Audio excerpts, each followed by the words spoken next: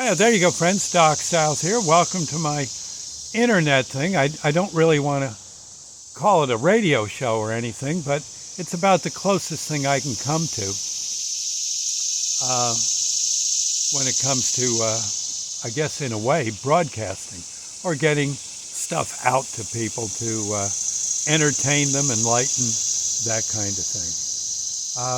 Regular radio, I don't know. I listen to it, when I'm in the car. And I got to say, there's some pretty good shows, of course. But so much of it is politics and whither are we drifting and like that. And I don't know. I remember radio back in the 50s and the 40s. There was a lot of entertainment.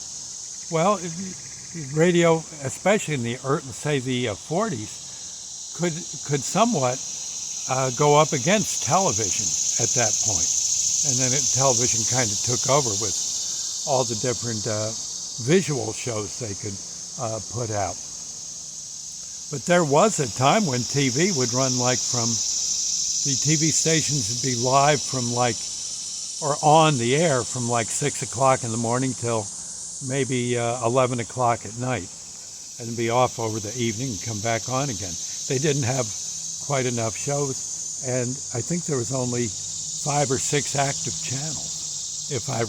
I couldn't begin to tell you which ones they were, but there wasn't a whole lot to choose from. Now I guess it takes up a whole big section of probably the New York Times just to lay out the TV schedule nowadays. But back in the day, it was, you basically had Uncle Fred's Frolics, and a few other, and some Farmer Gray cartoons to watch.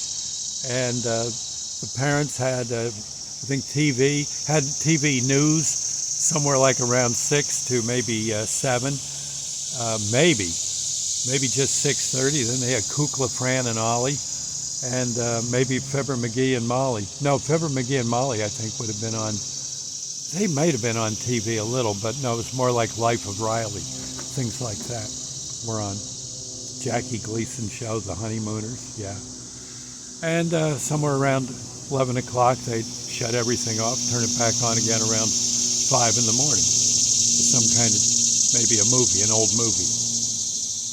Wasn't much to see back in the day. Now, it's quite a bit. And that's nice. But, gee, in a way, radio's okay, but a lot of it is angry. It strikes me, doesn't it, you? It seems like, one politician mad at another, people calling up with such woeful problems and such. I think it would be nice to see a few more happier things on the air. I don't think that's going to happen, but it would be. I guess maybe misery pays off better or something. I don't know. But I would think people yucking it up and just having in a way like you're on, I used to do a show where I was pretended I was on the back porch or the front porch. And people would just come by and we'd talk and yak, and they'd be on their way, and here comes another person down the street. And yeah, it was kind of, or maybe I just thought of something cool that was coming to town. I did a show like that for a while, and I'm ever thankful for WRNJ for letting me do that here in Hackettstown. It's mighty nice of them. And I don't know, I'm assuming people liked the show. I honestly don't know. But I would think they did. And it was fun to do. But that was decades ago, pretty much. And it would be nice to see more of that going on. I don't know if I'm the one for it anymore. I'm kind of, when it comes to talking, I am a little bit on the flaky side now that I'm older. Near as I know from the doctor, it's not Alzheimer's. It's just, he says, you're flaky, you're old.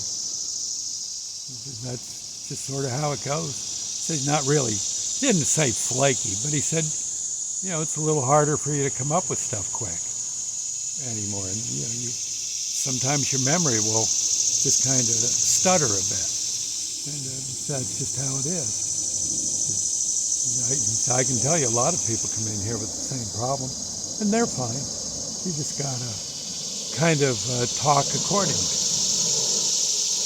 And there you are. And I think he mentioned something about, get involved with your grandchildren, your children, your wife, your friends. Join some clubs. Do stuff. Get out and, you do those videos, do them. That's great. That kind of thing. And I got to say, I hand that same thought over to any of you. If I can do these videos, you can do them. They're easy. Turn on the camera, talk to it. When you're done talking, turn off the camera and process it for a YouTube site. And there you go, the video. And just stick it in there. You'd be surprised. People will come and will enjoy whatever it was you had to talk about. Yeah, you'll see.